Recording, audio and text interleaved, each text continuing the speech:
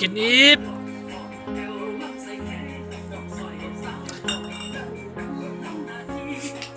ยังสันแก้วกินเม็ดวะน่ะ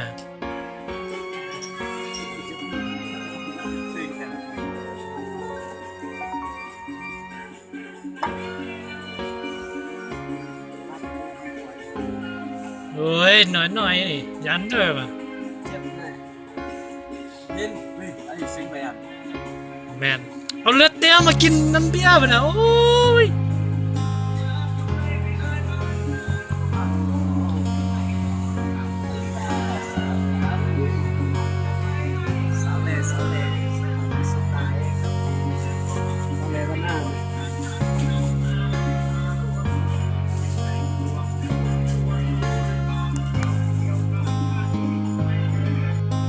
เอาสบายดีมื้อนี้เฮาจะมาเบิ่งเบียร์เด้อ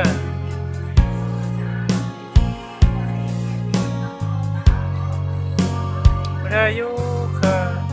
น้ำพงนี่เบียร์น้ำ2 0นี่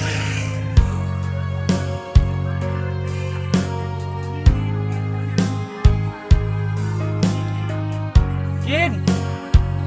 เบ็ด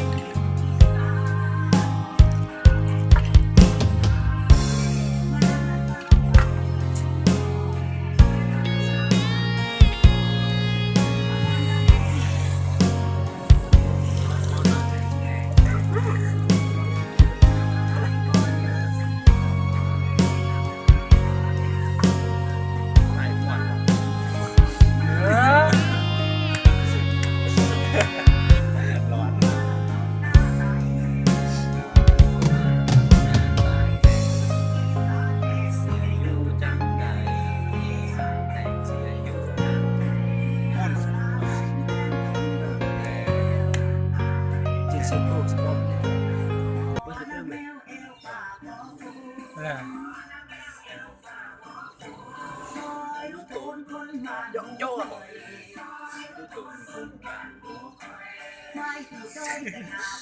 เลยแล้ว